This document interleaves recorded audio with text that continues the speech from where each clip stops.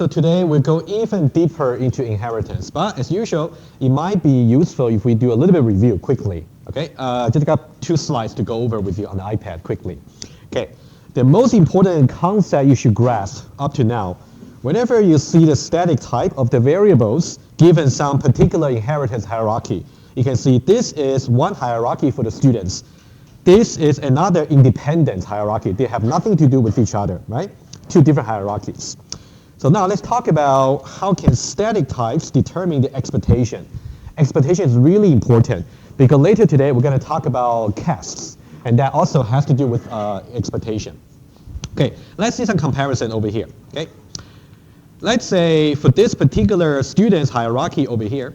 Okay, let's say for students, let's say we try to declare 2 different variables.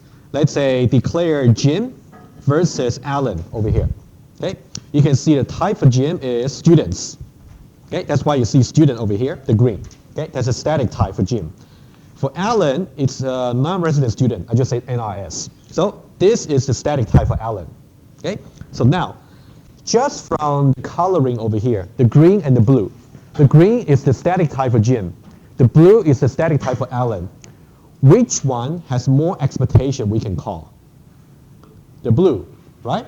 So the most important thing for you to understand is, whenever you talk about a hierarchy over here, the lower you are in the hierarchy, the more code you actually inherit from your ancestor. So that's why you got more expectations, more methods or attributes you can call.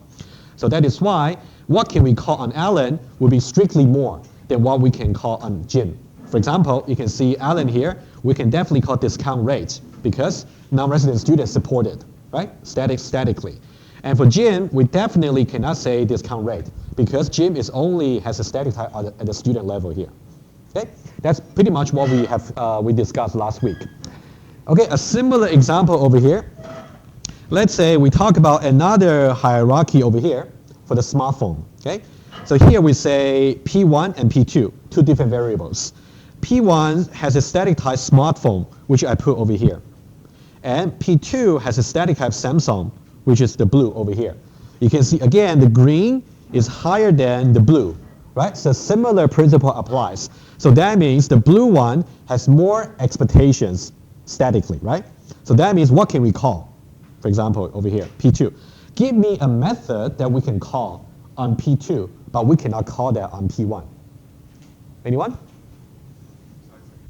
Size sync?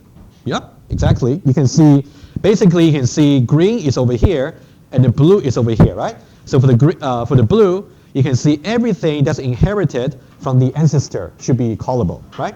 So that means over here, you can definitely say, for example, Skype. You can also say site sync, right? So these 2 are possible.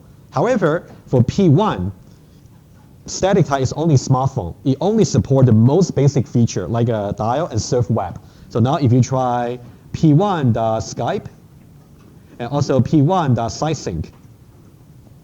Both of them will not be compilable, right? Because it's out of the expectation you can have on that static type.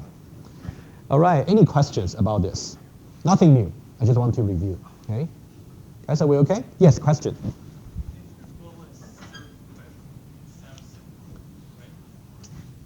Sorry, are you talking about a smartphone? Yeah. Yeah, what about it? Well, not a smartphone, like Samsung. Samsung, yes. If you call surf web, which one is it? Oh, good question.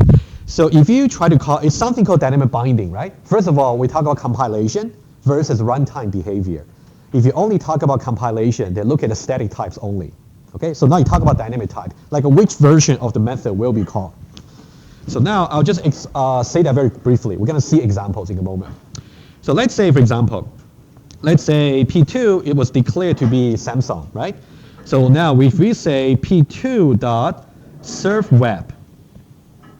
over here, okay? First of all, we know that it should compile because you can see Samsung is exactly over here, which means it's going to inherit the surf web from its parents or ancestor. So it's guaranteed to be available over here. Now you were asking which version of surf web should it call, okay? According to the hierarchy over here, let me enlarge that a little bit more for you, okay? So now you can see this is, let me just highlight it. You can see this guy here is version 1. That's a surf web defined in the very top over there. And we got another one, surf web, as I mentioned before. Let's say for the Android, we simply override the surf web to use Firefox, let's say. So now apparently you got two versions. This is version 1, okay? This is version 2. Version 1 of the surf web and version 2 of the surf web, okay? So now the question is, which version of the surf web should be called on P2? The answer is, it depends. Depends on the dynamic type of P2, okay?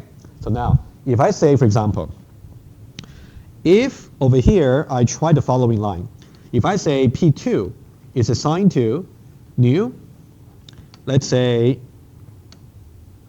Samsung.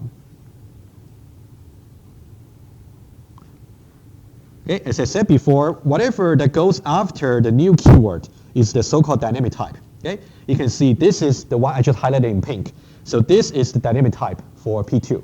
In that case, when you call P2 the surf web, right, which version is it going to call?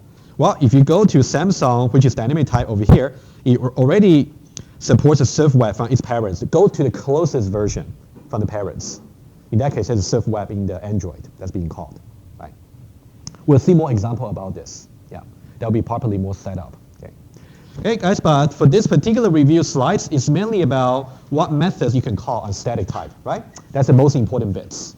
Okay? Make sure you got that part. Okay. Because when we talk about caste later, you also have to talk about expectation. Okay. Okay, so now let's go a little bit more. And based on the expectation, we actually got substitution rules. Okay, I'll just review one of the examples for you. Okay, let's say we declare SP1 and we declare SP2. Okay, somehow SP1 has the static type. Let's say iOS. Let's say for SP1, this is static type. So I'll say iOS over here. And then we have SP2. Its static type is smartphone. Okay, and now we are trying to do this particular substitution. We're saying SP1 is assigned to SP2. Okay, as we went over last time, this particular assignment here will not be valid. Okay, but let's see again why. Okay, this is how you can see it. Whenever I ask you about whether something should compile, only look at the static type. So now let me color that. So now if you think about the right-hand side of the assignments, it's actually SP2. And SP2 has the static type smartphone. And it's exactly over here, right? And also SP1 has the static type iOS, which is over here. So this is a critical question you want to ask yourself. Can SP2 over here, the static type, which is smartphone, can it actually fulfill the expectation of SP1's expectation, which is iOS? Can it? No. So can you give me one example where the smartphone cannot necessarily fulfill the expectation on the iOS? FaceTime, exactly. Okay? So this is really the critical question you want to ask, whether the static type on the right-hand side can fulfill the expectation of the static type of the left-hand side. Okay? That's kind of the question. Okay, let me just write it down. No, because, for example, FaceTime, not supported on SP2. Okay, that's something we went over last time. I just want to review. Yes?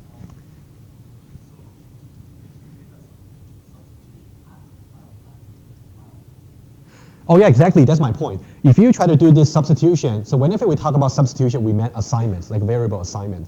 So for this one here, it will not compile, negative. Simply because if you look at the static type for SP2, which is smartphone, over here, can it fulfill the SP1 static type, which is iOS? The answer is no. Because for iOS, it's expecting something called FaceTime, which only exists at the level of iOS. It doesn't exist on the smartphone, so that's why it cannot compile. Okay? So somehow, so far, we actually gave you two versions of the explanation. One version is just about if you see whether the static type over here is a descendant class of the static type over here, right? So that's one version. That's more about the rule. However, when we first talk about such assignments, we talk about intuition, like a proof by contradiction. That's also something you want to get used to, okay? Just in case you forget which one should be the right version to compile. Okay? Okay, guys, are we okay? So if you look at the practice question I gave to you yesterday, so basically that's kind of the thing you want to get familiar with for the written test, which we still have some time. Okay? We'll maybe do some review session for you as well later. But you want to struggle a little bit by studying this, okay? So you can ask me the right questions. Anything you want me to explain further before I go on to something new? Yes? Correct. Yeah, somehow the next week, next Tuesday will be programming test. The Tuesday after will be the written test. We kind of reverse the order for some reason. Okay, yeah. All right, so we talked about basically dynamic type last time. Dynamic type basically means what is the type of objects that your variable is currently pointing to. Okay, so you have to trace it by drawing some diagram. Okay, so what I will do is I'll do different examples for you. Okay. But the idea about fulfilling the expectation still doesn't change. That's the principle. Okay? So let's see. I think I got about different exercises for you. Okay? Let's have a look. Example number 1. Let's say this. Let's say we declare this particular variable over here. Let's say my phone. Okay? That's a variable we're declaring. And what is the static type? Android. Okay? Android is over here. So this is the static type of my phone. And then I'm saying that can I substitute my phone by a new? So new means I want to create an object dynamically. Okay? So now can this be a proper substitution? So now I'm saying Huawei P30 probe over here. Now, can the red be a proper substitution dynamically for the green? Can it be? Yeah, all you got to ask yourself is whether the red one, the Huawei phone, can it satisfy all the expectation for the green? Definitely, because it's lower in the hierarchy. Okay? Yes. The answer is yes. And similarly, because it's dynamic type, that means you can change that dynamically. You never change your static type once it's declared. You can change your dynamic type for as many times as you like. What about the second line over here? Can I do this substitution? Basically, I'm saying that now I want to reassign my phone and substitute it by another new object, which is Galaxy S10, let's say over here. So now, can I do this new substitution? I can, because this part here can fulfill everything you're expecting from Android, so that's also fine. Okay? Basically, just look at the tree and see which one's lower. If the right-hand side happens to be lower, then you can do it. If that's higher, you cannot do it. Okay? But the intuition comes from expectation. Okay, applying the same principle, okay, can we do this? Okay, so now, before I annotate anything, let me call this number 1. Let me call this number 2. Can line number 1 compile? I heard no. Okay, that's good. Seems to be a little bit more majority. Let's see why. That's correct. If you look at that, my phone was declared to be iOS. So that means anything that can satisfy the expectation of iOS can be substituted for that. Okay? So that would be the static type of my phone. So now we talk about the first one, Huawei, over here. You can see it's exactly over here. Can we substitute it for the iOS? If you cannot, you have to give me one example where we are going to expect from iOS, but it cannot be fulfilled by Huawei. FaceTime? Oh yeah, exactly. Because you can see the FaceTime somehow is only inherited to this particular branch. So it's not inherited to here. So that's why it's not. Okay, okay, so now this will not compile because, for example, FaceTime, not supported. Not supported. Okay, let's do something similar. Okay. So now we try to substitute my phone again by this particular new object over here. Let's say new Galaxy S10. Can we substitute it? I heard no. Can you give me one example? Will FaceTime be supported by Galaxy S10? You will not, because if you look at the tree, Galaxy S10 inherits everything from Samsung. Galaxy S10 inherits everything from Samsung, which inherits everything from Android. which inherits everything from smartphone. But somehow FaceTime belongs to this side over here, so it's never inherited. So that's why it cannot be the case. Okay? So now, so this will be, again, no, because, for example, FaceTime, not supported. Okay, you can see now I try to really show you mechanically how you can apply the rules. Hopefully that makes sense. Any questions? Are we okay? All right. All right, so that's the second example here. Let's see this. Let's go a little bit further to see which version of the method will be called. That's basically what you just asked me a few minutes ago. Okay? Let's now change the context a little bit to a different hierarchy, but the same principle applies. Okay? So now I want to draw your attention to this. We got three versions of the get tuition. You can see this is version number 1. This is version number 1, get tuition, which only calculate the base amount without discount rate and without the premium rates. And this is version number 2, and this is version number 3, right? So you can see in version number 2 over here, we apply the premium rates. In version number 3, we apply the discount rate. And this version number 1 is simply just a base. Okay? To really help you, let's say V1, V2, and V3. Okay, we got 3 versions. So now, if the code compiles and we want to analyze runtime behavior, you have to look at the dynamic type. Okay? What object is being pointed to? So now let's decide, number 1, let's say this is how we set it up. We got students, we got resident student, we got non-resident students, right? Let's say Jim over here is pointing to a new students, okay, just S. And then RS is pointing to a resident students, right? You can see resident dynamically. And then NRS is pointing to a non-resident students. NRS is pointing to a non-resident students. And to be more precise, for resident students, we definitely got premium rates, the extra attributes. For non-resident students, we got discount rate. Okay? What it is doesn't matter for now. That's how we set up. Okay, question number 1. If you key in this particular code over here, would it compile? Right? Again, you want to think about the static type, right? Whether that will compile. RS has the static type over here, resident students, which is over here. Okay? And then Jim has the static type students, which is over here. Can the students' expectation fulfilled by resident students? Of course, right? So this will compile. If we compile and we execute it, so that means Jim, rather than pointing to this object over here, it is now going to point to this particular resident students objects. Okay? So now thinking this way. Okay.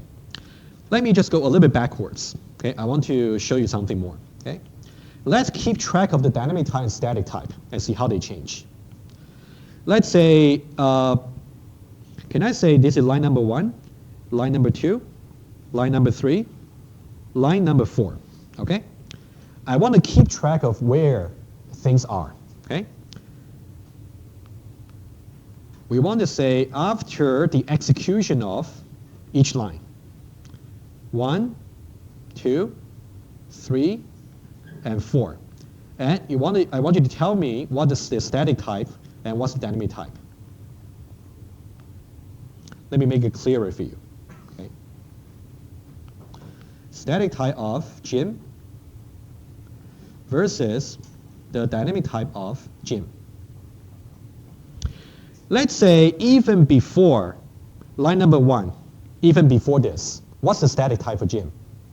Students. And I can tell you something. Static type never changes, so it's a no-brainer. You can simply say, everything over here, the static type will always be students, always. Okay? And now, the question is, right before we execute line number 1, what's the dynamic type for Jim? Students, exactly. That's right before this, right? That's how we set it up. Okay? So that would be, I would say before 1. Okay? Just set it aside. Before 1 was executed, Jim's dynamic type is students. And then after executing line number 1, we know that static type remains to be students. But what about dynamic type for Jim? Well, what's happening here is like this. You got to trace it a little bit. After executing line number 1, we say Jim not going to point to this point anymore. It's going to be reassigned to this particular objects. So dynamically, it is resident students. So after 1 is going to be resident students. Guys, we okay? Okay, I'm trying to trace that for you. So that's something you want to set aside and understand by yourself. Okay. So now, when we try to execute line number 2 over here, okay. So now, Jim.get tuition over here, we got 3 choices. Either version 1, or version 2, or version 3. Now, at the runtime, which version will be selected? Version 2. Okay, so whenever I ask you about which version, always look at the dynamic type. Okay, so now what I will do is, you can see at this point over here, Jim.get tuition, at this point, dynamic type is simply just resident students. So we know that it's going to call this particular version. Okay, so now dynamic type is resident student, so you call that version. After executing line number 2, have we changed the dynamic type of Jim? We have not, because no reassignment has been done. Okay, so now after line number 2 remains to be resident students. Okay, now let's look at line number 3. Can we do this particular assignment? Okay, so now you want to convince yourself NRS statically is non-resident students. Can non-resident students fulfill students? Yes. Okay, so that's also fine. Now, line number 3, if we execute it, because it compiles, it's going to say Jim, rather than pointing to over here, it's not going to point to wherever NRS is pointing to. Okay, static type of Jim remains to be students. What about dynamic type? Exactly this object over here. That's why you got to trace. So after line number 3 is going to be NRS. Okay, so now if you try to look at this particular line, the purple, Jim.get tuition again. You can see the green and the purple are exactly the same. But it's going to have maybe different result because now dynamic type for Jim has changed from resident students into non-resident students. So now to really see that over here, okay, you can see when we try to call this particular line over here, dynamic type of Jim has been changed to non-resident students over here. Non-resident students. So you will call that version. Which version? Exactly over here, non-resident student, right? Good. And after executing line number 4, have we reassigned Jim? We have not. So dynamic type remains to be NRS. Okay, again, you want to be very clear about what's being asked. If you're only being asked about whether things should compile, only look at the static type. If you're being asked about what's going to happen at the runtime, you have to look at the dynamic type by somehow tracing your objects. That's the lesson here. Okay, I hope everything still makes sense. Any questions? All right. All right, let's see this. This one, how about this? One more before we get to caste. Okay, one more, please. Now, example number 2, before I do anything, if you try to load up, or let's say, again, the same setup. We got Jim, we got RS, we got NRS. The same setup as before. Okay, just the same. Okay, I wouldn't bother you with the diagram. I want to know, if I try to execute these 4 lines of code in Eclipse, what's going to be the output?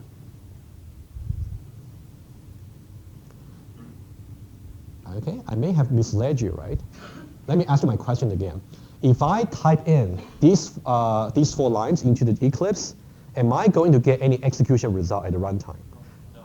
I heard no. Why not? Yeah, exactly. It doesn't even compile. That's exactly right. Okay, guys, let's get a trap, right? Be careful. Okay, now you want to be careful over here.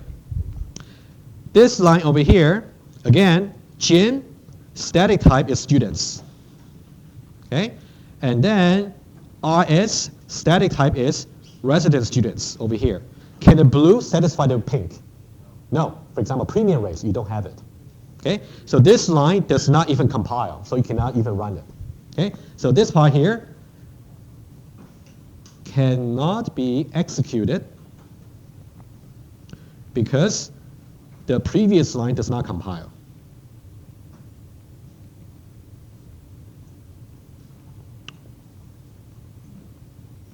Okay, and similarly for this one here, that also doesn't compile. It's the same idea. Okay. All right, that's about dynamic binding. Okay, basically dynamic binding is very easy. Trace the objects and try to see which version of the method will be called. That's basically what you're doing. Okay. On the slides, there's something I want to go over quickly, but everything has been covered. Okay, you just want to go over them for your written test. Okay, we cover also this example already, right? I just put it more condensed on the iPad notes. Okay. Okay, let's define something quickly. Whenever you heard about polymorphism, that simply means if you're given a particular object, let's say of type smartphone, what can you substitute it by? Basically all the descendants classes, right? That's polymorphism. Given something, what can you substitute it by? You got different options over there. Okay, that's polymorphism, just different shapes. Okay, and then when you talk about dynamic binding, you're saying that given that my substitution actually works, is it going to change the dynamic type? You have to trace the program. If it has changed the dynamic type, what should be the corresponding behavior? You will call the corresponding version of the method. Okay, as the like in the example we saw. Okay, so that's why you see that depending on which object is being pointed to by the variable, if it's pointing to a resident students, you call the get tuition for resident students using premium rates. If it is pointing to a different object, different dynamic type, let's say non-resident students, you call another version, right, with discount rate. That's basically the definition. Okay, I normally do not ask you about the definitions. Okay, that's more like a memorization problem. I don't like that. Okay, however, what I tend to do is like this. I might give you something like this. I tell you exactly what you might see in the written test. Over here. We know that we know that over here, line number 1 and line number 3, both substitution compile, right? I might say, now consider these 4 lines of code. How does dynamic binding work in these 4 lines? That's what I tend to ask, rather than asking you what is dynamic binding. So you can see in this case, memorizing the definition wouldn't help you too much. Okay? So what can you say? You basically have to say, when I am in this particular line over here, dynamic type for Jim is resident students. So that's what you will call the get tuition from resident students. At line number 4, at this point, Jim has been reassigned to another dynamic type, which is non-resident students. That's why you're going to call another version. So when you see the solution for the practice test question, you will see exactly the wording for this. Okay? That's something I'm expecting from you for the written test. Okay. Questions? We okay? Yes. Polymorphism, like let's say for the smartphone example. Yes. Polymorphism would be iOS, Android, then all the different Android versions and all the different. Correct. Let me just rephrase what you just said. It's worth talk about that as well. I believe I have that diagram over there. Okay. Okay. Remember this hierarchy over here. Let's talk about polymorphism here.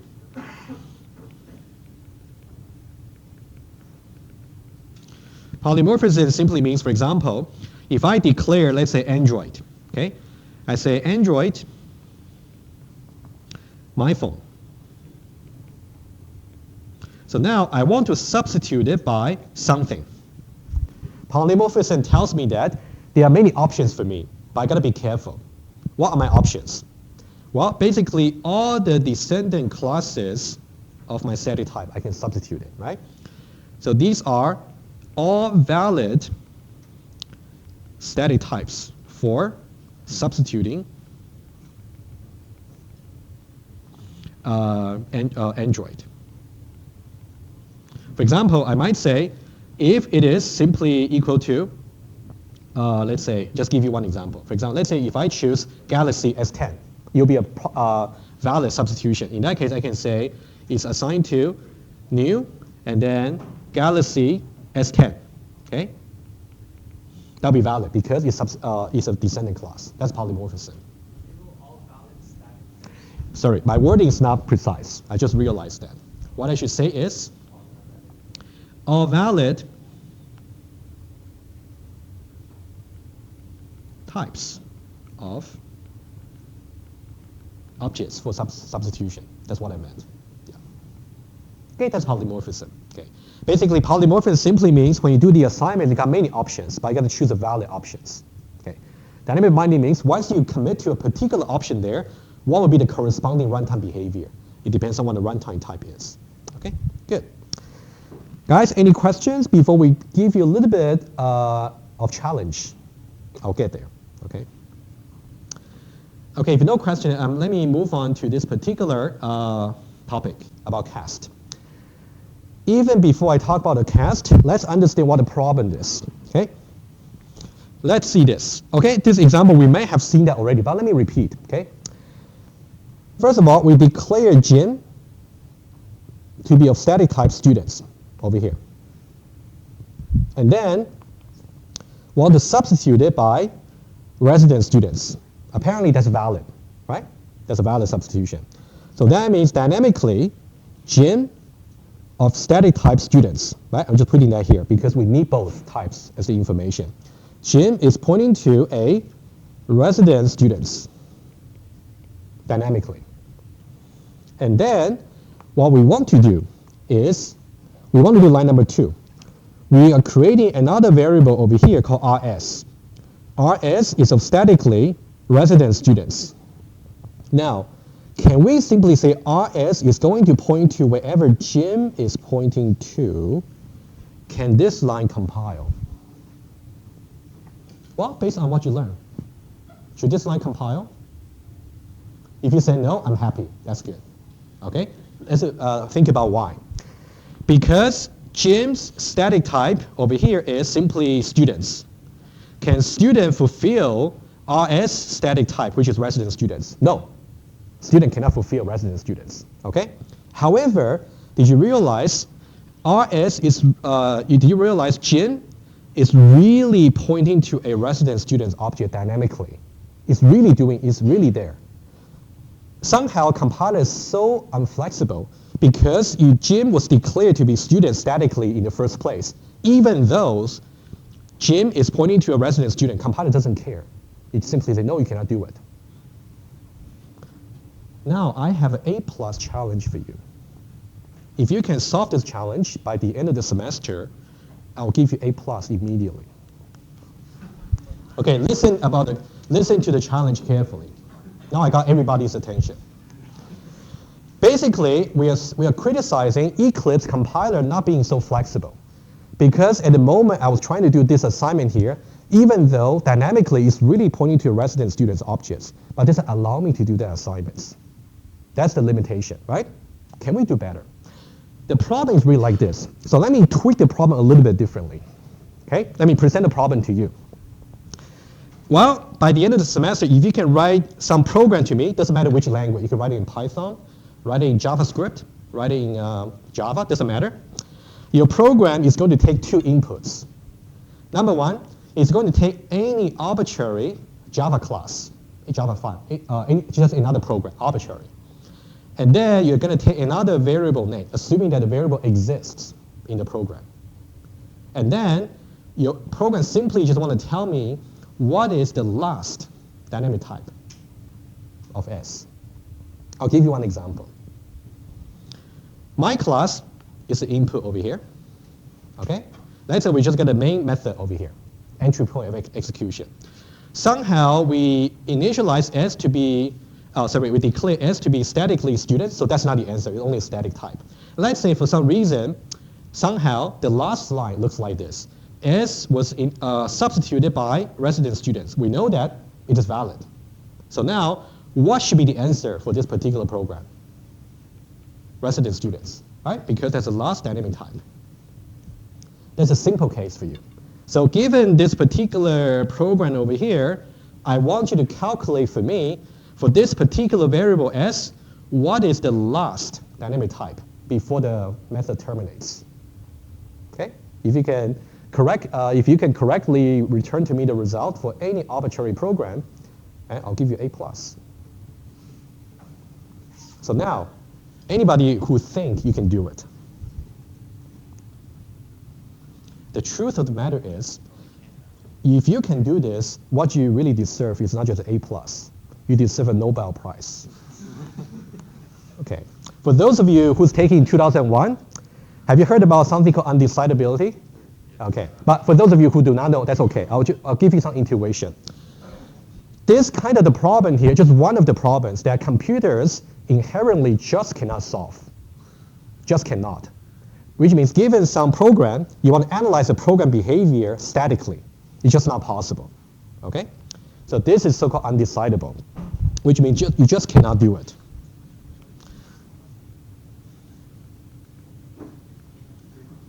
Okay? Don't try. You will never get there. Okay? Okay, undecidable simply means you can never actually have some algorithm or some solution to this particular problem. I'll give you one example. What if I give you a program like this? I say while true. And then I do something over here. And then I simply put this particular assignment as a last line. So now, what will be the last dynamic type? Well, you don't know, right? Well, or to be less extreme, I simply put some very complicated Boolean expression over here. You can only reach the last line over here if the while loop terminates, right? But how do you know if the loop is going to terminate? You just cannot have such a program that's so smart to figure that out. The best you can do, if you're taking 2001, the best you can do is to simulate that program, like a runtime, to run it. And if there's an infinite loop, your program also never terminates. Anyway, I don't want to get too much into it. So now, back to the main track. So what we just saw over there in the previous slides over here, even though in simple cases like this, even though Jin is really pointing to some resident students objects, even though. However, simply because Jin was declared to be students, and statically student cannot fulfill the expectation for RS, compiler simply doesn't care. It just look at the static type. Okay? That's my point. Okay? So it's not just because Eclipse compiler developer was not smart enough. No, it's just not solvable. Okay? The next step is to think about if, for us as a programmer, if we are so sure, at this point over here, at this point, Jin dynamically, if we are so sure, dynamically really points to RS. Is it possible to say, tell the compiler, okay, just trust me, just do it? Okay? That can be done by something called caste. So caste is basically for you to overrule the compiler's decision. Okay? To say, no, just do whatever I tell you to do somehow, in a way, and then execute the code. However, there's a risk. If your belief was wrong, then you run into exceptions at the runtime. So that's something I want to cover for the rest of the lecture. Okay? Okay, can you see the issue over here? Okay, I just want to give you a little bit more complete story just to see. Okay? And, okay, let's see this. At this point, if you're so sure Jim is really pointing to some resident student, how can we somehow force the compiler to believe? Okay? Something called caste. So now, I want to show you how you can do it. Okay? This is how you can do it. Okay? There's some syntax you want to get used to. Actually, you have done some syntax like this previously in 1022. For example, you might cast a double into integer, right? That's what you did previously. But let's not mix with that. Okay? Let's not try to get any intuition from there. First of all, I would like to give you some idea about how the cast syntax works, and then I'll give you more intuition. So there are certain rules you have to follow when you do the cast. Okay? We'll get there. Let's see this. Syntax-wise, okay, let's review very quickly. Okay? So now we say that, let's go back to this particular code over here. Okay? Just go back here. Okay? That's on your slide. I just put other explanation over here. Okay? Let me say this. So we got Jim, and he was declared to be a student, okay, statically. That's a static type of Jim. And Jim is really pointing to some resident students objects. So this is the dynamic type. Okay, let's make sure that's clear. So now we have another variable, resident students. You can see that's how we declare, right? RS. Okay. First of all, can we just make sure we understand this part here? We declare RS with static type resident students, right? That's what we're doing on the left-hand side. If you say RS is assigned to Jim directly, it will not compile for the reason I already explained to you. The compiler only looks at static type, okay? So now, what would the caste do for us? What it will do is, let's see the syntax. We still have Jim over here, and statically, Jim is of type students. That's how we declare Jim to be, if you look at the previous code, right? If you can see that over there, Jim was declared to be a student, okay? The same code. Now, this particular notation here is called a caste. Syntax goes like this. Start with a round parenthesis, and then you give a class name, any class name, and then close the round parenthesis. That's the syntax. You only put a single class over there, okay? For this particular caste, it's actually valid, right? And then we'll just learn the syntax and see what's going on here. So what this will do is, if you consider this particular expression over here, let's look at this part here. We have Jim, and the static type is simply students.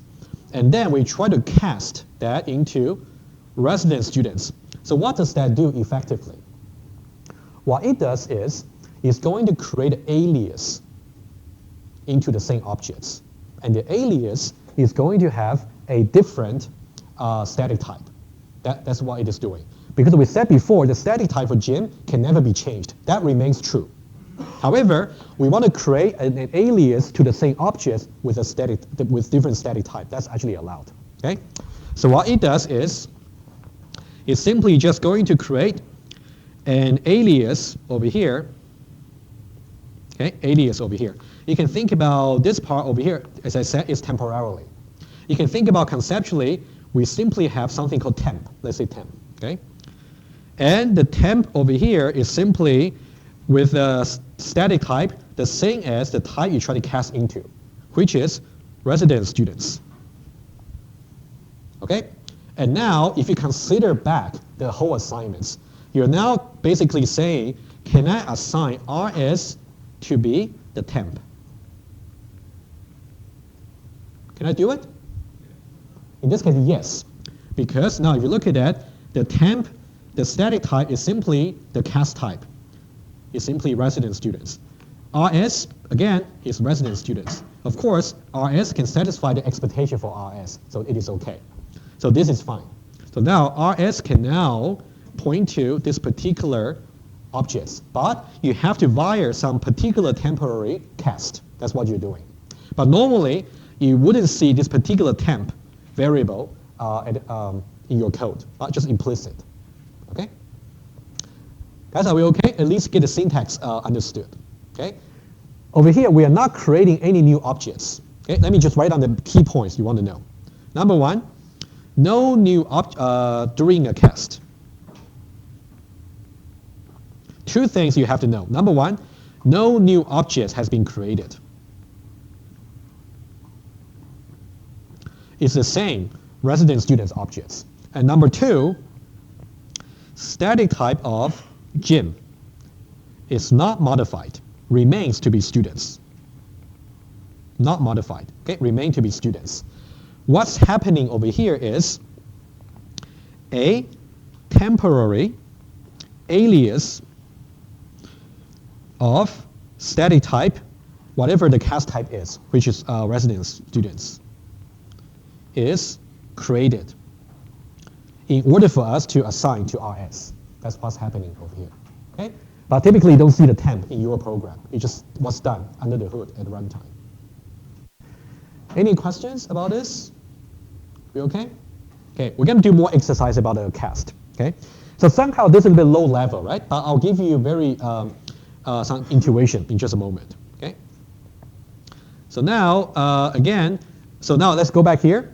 So what we're really doing is basically after this particular caste, we are basically saying S is caste 2 resident student. So that means some temp variable of type resident student statically is pointing to the same objects. And now we are basically saying temp can substitute RS, right? In that case, so now RS can now be pointing to these objects. So this will be okay. Okay, that's what the caste is doing. All right, so now we want to get an idea about what kind of caste can you do, okay? Okay, I'll get to this particular point a little bit later. So that one just a little bit more syntax, I'll get there. I want to get to the point here, okay? And before I do that, I want to give you a little bit preview of what we're going to talk about, okay? Whenever we talk about typecast, what are we really doing, okay? In that case, we are really trying to change the expectation somehow. That's what we are doing. Okay, we'll see more examples. And then there are two questions you want to think about whenever you see a caste. Number one, does the caste compile?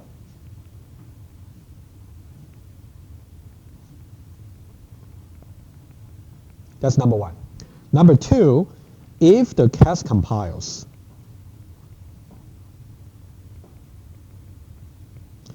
does it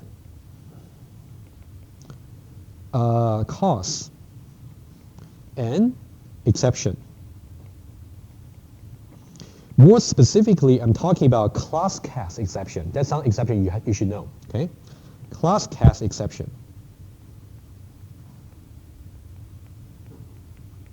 Okay, ClassCastException. So these are the two questions you got to keep asking yourself. Whenever you see a typecast, we are basically changing the expectation. And now, does the caste compile? Number one. And if that compiles, would it run into ClassCastException? These are the two questions we're going to answer in the next few examples. Okay, let's see. Let's use the example to best explain the idea. Okay, if you're okay with that, I want to change to this particular slide to talk about it. Okay, now, first of all, let's look at the code before I try to explain things to you. Okay, if you try to look at that, let's see what we know. I'm trying to declare a variable called myPhone, okay? And then statically, my phone is Android, okay? So I'm going to put Android here. The green one is a static type of my phone. And then it's going to be initially a new Galaxy S10 Plus. As we know before, this particular dynamic type is acceptable, right? Because it can fulfill the expectation. That's what we know, okay? So now, first of all, question for you. What are the expectations for my phone?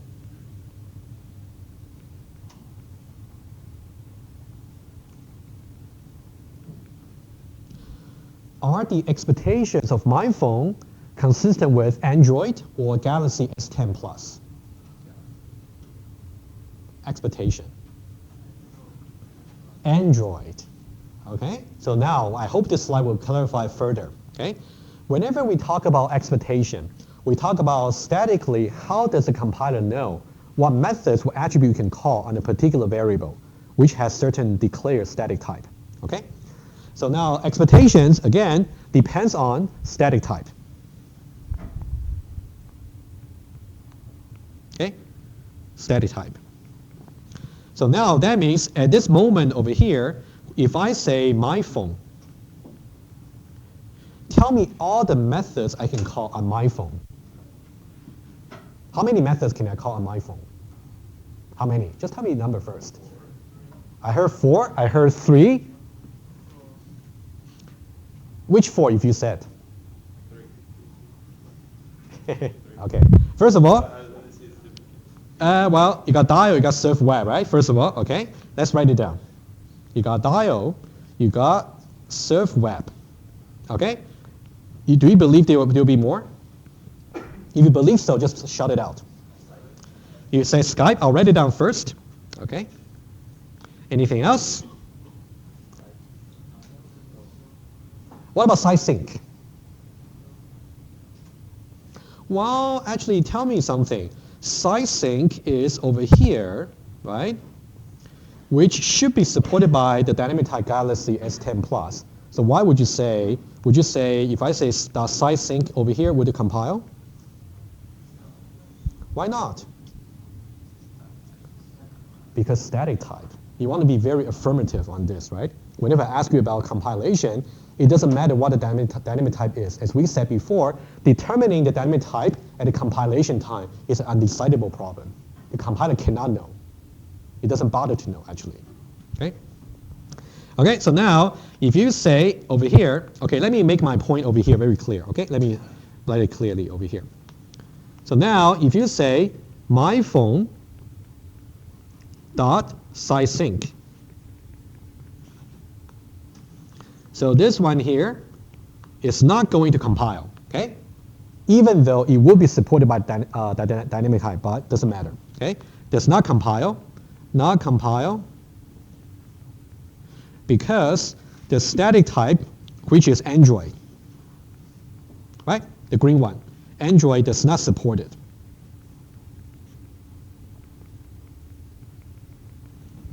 Okay? First of all, that's line number one. That's how we set it up to begin with. Okay, so now we are so sure. We believe we are smarter than the compiler. We can ask the compiler to change on its expectation. So we do a cast. Okay? Let's try the different kinds of casts we can do. Okay? Basically, every time you're trying to do a cast, you're basically trying to modify the expectation, or you're trying to change the compiler's expectation. Okay? That's how you can think of it. A typecast changes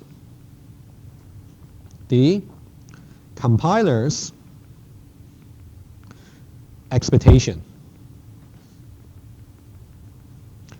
And now I'm being a little bit vague over here. When I say it changes the expectation, how can I change the expectation? Basically, I can either make the expectation more, or I can make the expectation less. Agree? Either more or less.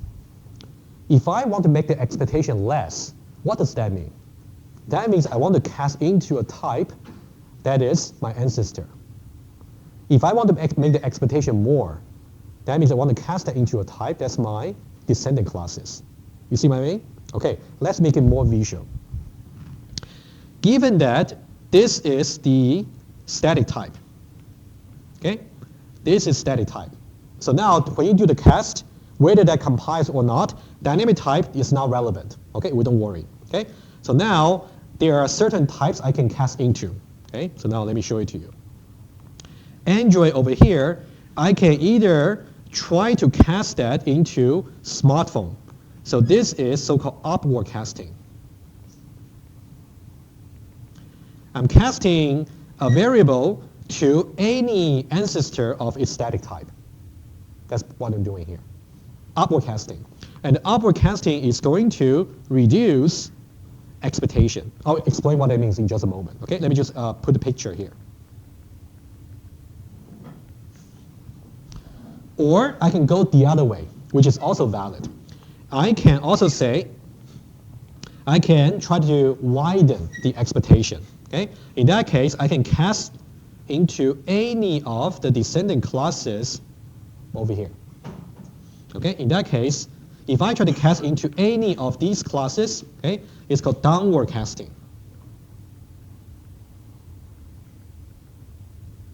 And this will actually widen expectation. Okay, visually just get the idea straight, and then we'll see examples.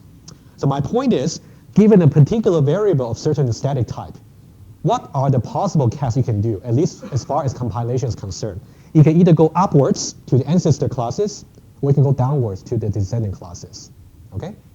If you try anything that's not ancestor or descendants, you'll get a compilation error. That's something we'll get into a little bit later. Okay?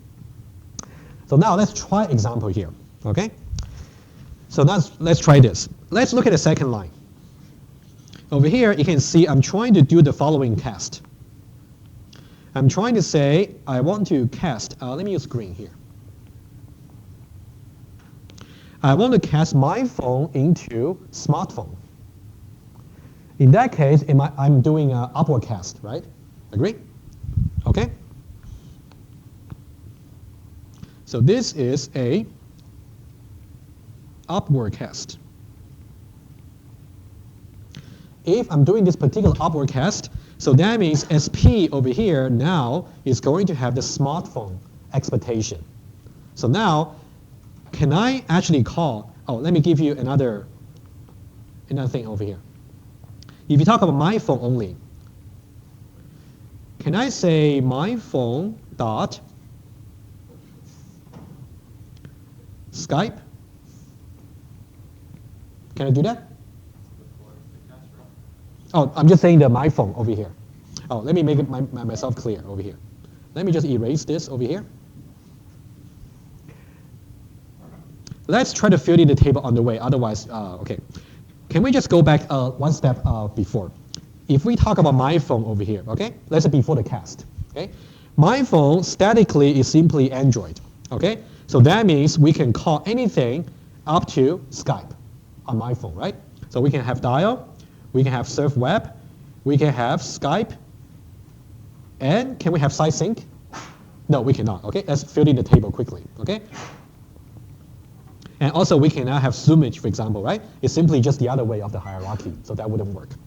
Are we okay with the first column over there? Okay, it's about expectation, okay? So now let's see this.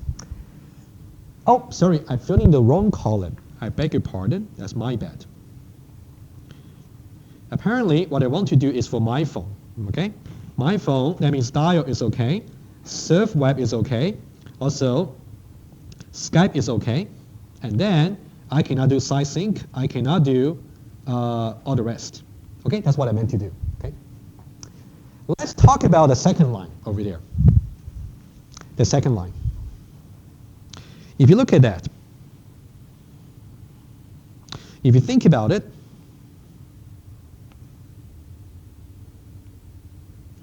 can I possibly just get one more slice for you? Okay, let me draw a little bit diagram for you over here. Let's think about what's happening here. My phone, statically Android. My phone. And then it's pointing to a new, dynamically, is an object of type Galaxy, okay? Galaxy S10 Plus. Okay, but my phone statically is only Android. You can only call Android methods on that, okay? Let's think about what's happening over here for the second line. For the second line, we are trying to cast my phone over here, which is statically an Android, into smartphone. Okay? If you think about it, we are casting from Android into smartphone. We're doing upward casting. Okay? Are we creating any new objects? We are not. What's going to happen in consequence of this is SP of type smartphone. After this particular cast is now going to point to the same objects. However, even though these two pointers point to the same objects, but there are certain things you can call on this particular pointer, but not this one here, because their static types are simply different, right? One is smartphone, the other one is Android, so they're different. Okay? So now, can we just look at that? What would be the expectation on SP? It would be basically everything about smartphone, right? So now if we go back to the table over here, right? After this particular line, we know that SP is now going to be of the expectation consistent with smartphone. So what can we call? Well, we can call dial. We can call surf web. Can we call Skype? Not really. So now watch what's going to happen. What's happening here? Let me just write it down. So nothing over here. Basically, that's it. You can see SP and my phone, they are pointing to the same object, first of all. However, from the compiler's point of view, their expectations are different. SP comes from an upward cast on the my phone. So that means you have made the expectation less. So that means you cannot call Skype anymore. Okay, so now let me write it down here. So now after this, when you say SP dot Skype.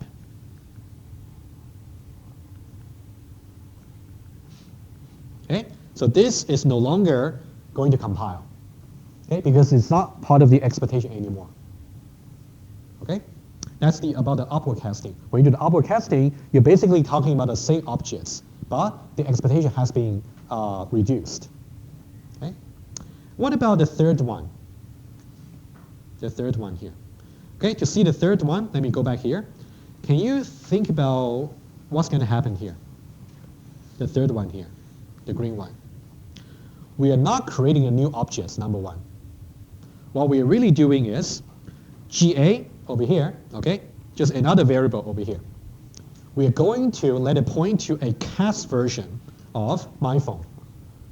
And because over here we're going to cast that into Galaxy S10 Plus. So as far as the compiler is concerned, this particular new static type is a descendant of this static type over here. So we are safe to do the assignments. So what that will do is, so that's going to be Galaxy S10 Plus over here. Okay? And then it's now going to point to, again, the same objects. So you can see now we got 3 variables pointing to the same objects. But their expectations are actually different, simply because the 2 over here, they are the 2 over here, this guy here, and this guy here. They are the results of doing an upward casting versus downward casting. So the expectation actually have changed. Okay? That's kind of the thing you can play with the cast. Okay? So now if you go back to the table over here, let's try. Okay? So now, after this particular line over here, after this particular line, okay, what can we call on GA? Would it be more expectation, right? Because we're doing downward casting, right? If you think about it, GA is basically here, right?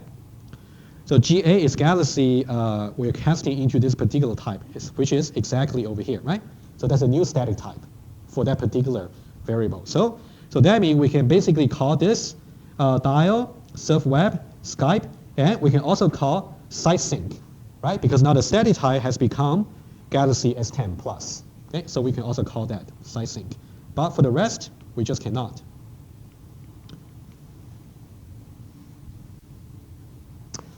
Questions? Tell me which part you might get lost, so that might be easier for me to help. Yes? Why do we need the upward casting? Because it can, for the smartphone, can directly assign to the smartphone. Yes. So I would say typically you would do downward casting typically.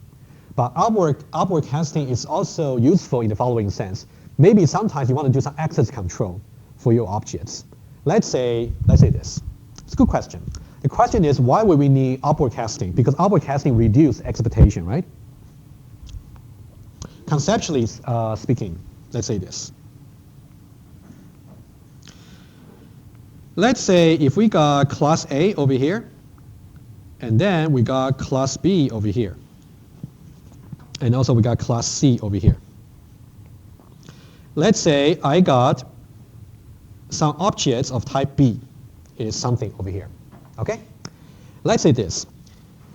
Let's say I have some clients who actually wants to get access to my objects. Let's say B may be pointing to, let's see here, the objects over here.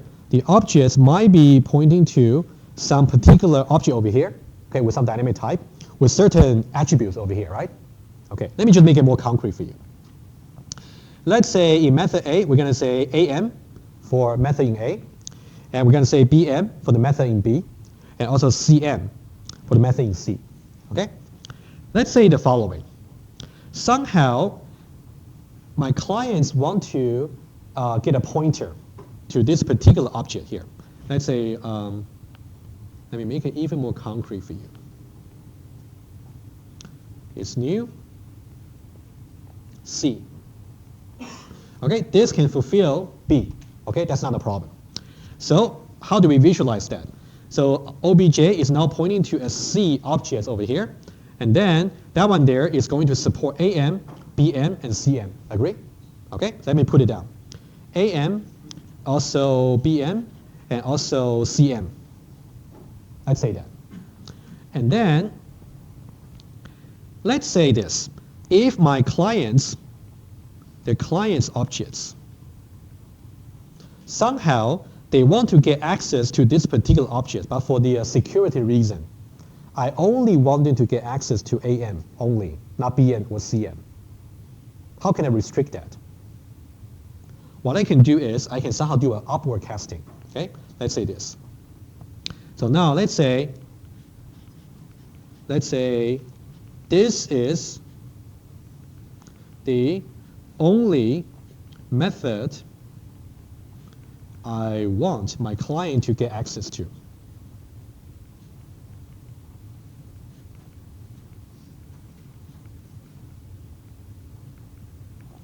In that case, I can do upward casting, which means I can simply, the client object would just be, I can simply do a cast. I would say obj over here, even though it is pointing to dynamically a C object. So what I would do is I'll simply cast that into A. You can see I'm casting from statically B into A, the upward casting. So now, for the client's objects, they are forced to actually use A over here, right? Because if you actually returning an A object static type, you can only have A over here. So now, question for you. For the client's objects, what can they call? Can they call CM? They cannot, because statically it's A, right? So A does not support CM, which is only here, even though dynamically it is pointing to that. You might argue the clients might do a cast, but they have to know exactly which type they want to cast into. So that's another issue. Okay? I'm just trying to say upward casting is also has its usefulness.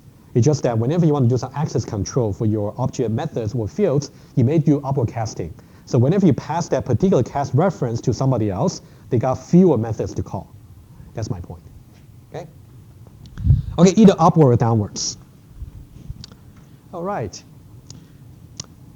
Yeah, I know it's a tricky topic. Maybe try to study the slides a little bit, and then you can definitely ask me more questions on the review session. Hopefully that'll be the way to go.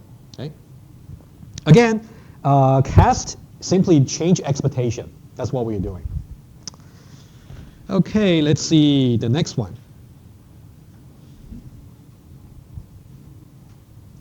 Okay. Any questions before I move on? Okay. Remember the two questions I talked about over here. Does the cast compile? We just solved that. The cast will compile if we're doing either upward or downward casting, either upward or downwards. And if the cast compiles, does it cause an exception at the runtime? So that's the issue we're going to solve right now. Let's do that quickly, okay, to give you some idea. Okay, let me go back to a new example over here. Let's have a look at this. So you can see the title over here. I say, compilable typecast may fail. So a cast being compilable doesn't guarantee you're going to be OK from trouble at the runtime. Let's see exactly how. Okay? Again, the cast simply means we are overruling what the compiler decision is, but we're going to make sure we are right. So now, my question is this. Look at line number 1, 2, and 3. Now, can you tell me whether things will compile or not? I'm only worried about compilation. Compilation. Line number 1 seems to be no-brainer, right? We have been doing that since throughout the last few lectures. Line number 1 is OK because non-resident students can fulfill everything about students. What about line number 2? Think about what the compiler will decide. The compiler will only try to see whether you're doing a upward casting or downward casting. Apparently, we're doing downward casting, right? And then, let's see this. Let me pretend I'm the compiler. I'll tell you how the compiler would think. Okay? 2 parts. First of all, you can see over here, if you look at this, Jim has the static type students. Now, can I cast Jim into resident students? Can I? Yes. Valid is downward casting. Okay? So this is a valid downward casting.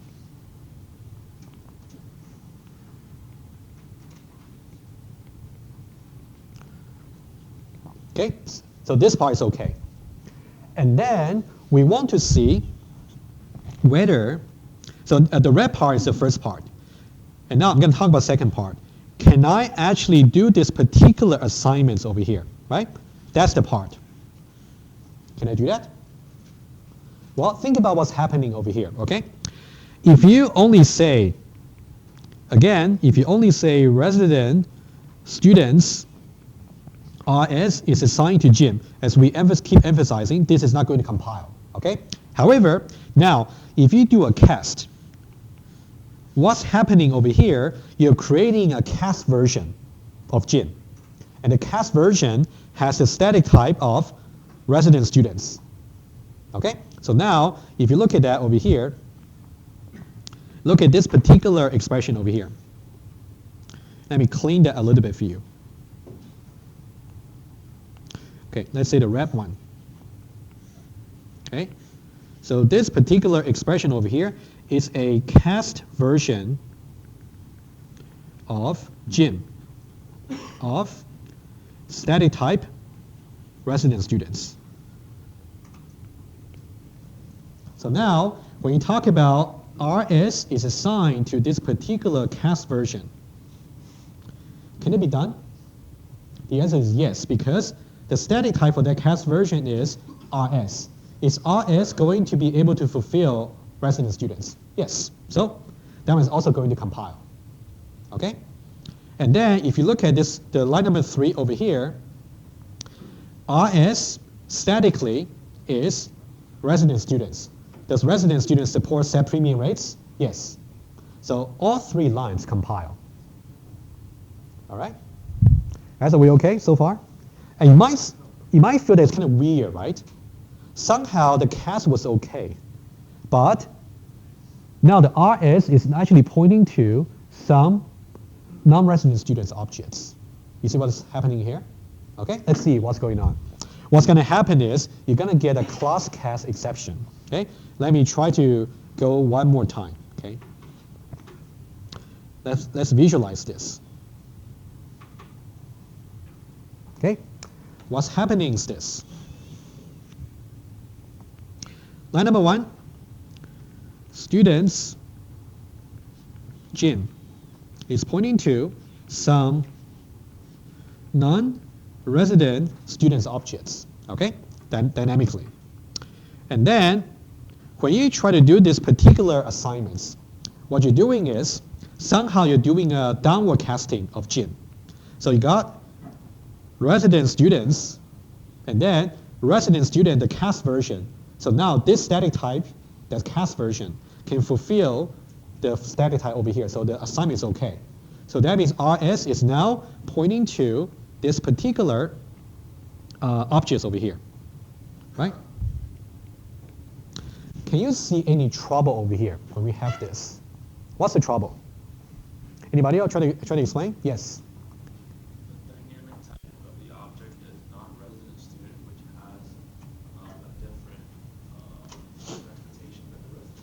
That's exactly right. What's happening over here is, even though the cast will actually compile over here, simply because we did a downward casting. But when you do the downward casting, it's a very common mistake when you cast the wrong way. Okay, I'll explain what the wrong way is next time. But just get this idea over here. By doing this particular downward casting over here, so now essentially we got RS pointing to NRS. So now when you say RS dot set premium rates, is it going to be supported by non-resident students? No, right? Because non-resident student only got discount rate. So when the compiler sees this happening over here, it's going to give you over here a class cast exception.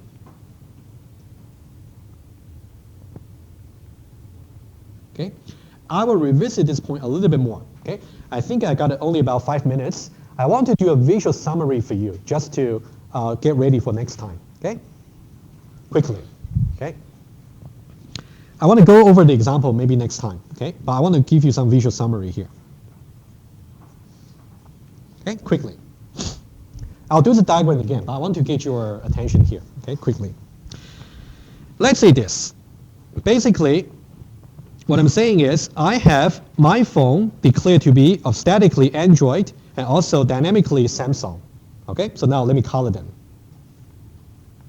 You can think about Android over here is the static type of my phone. And then Samsung over here is the dynamic type of my phone. So there are 4 categories of caste you want to know. 4 categories. Okay, very easy to think about.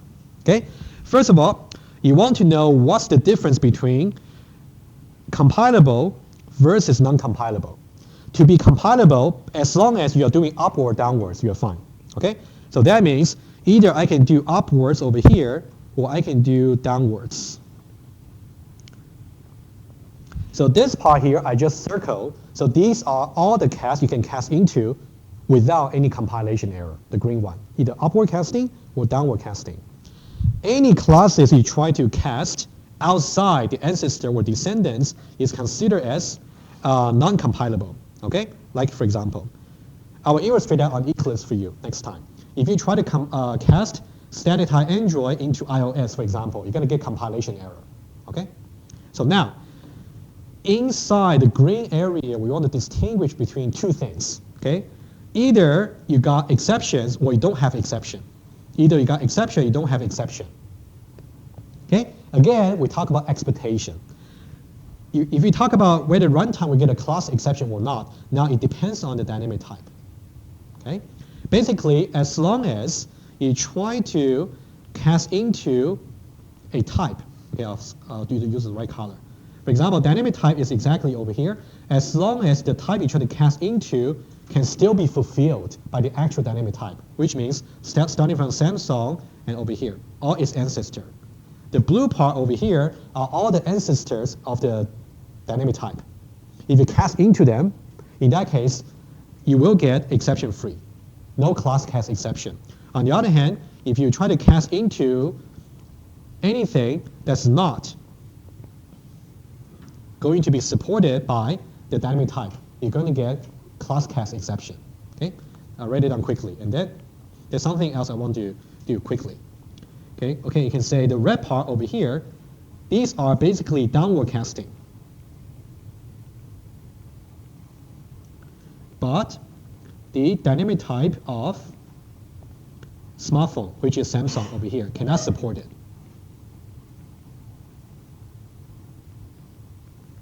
For example, you can see if we cast into Huawei, this phone over here is downward casting. It's downward casting from Android. However, zoomage, it cannot be supported by Samsung, right? Okay. So these are the 4 categories of things eventually you want to get familiar with. Okay. Okay. So now I will stop here, but don't go just yet. I will stop the recording now.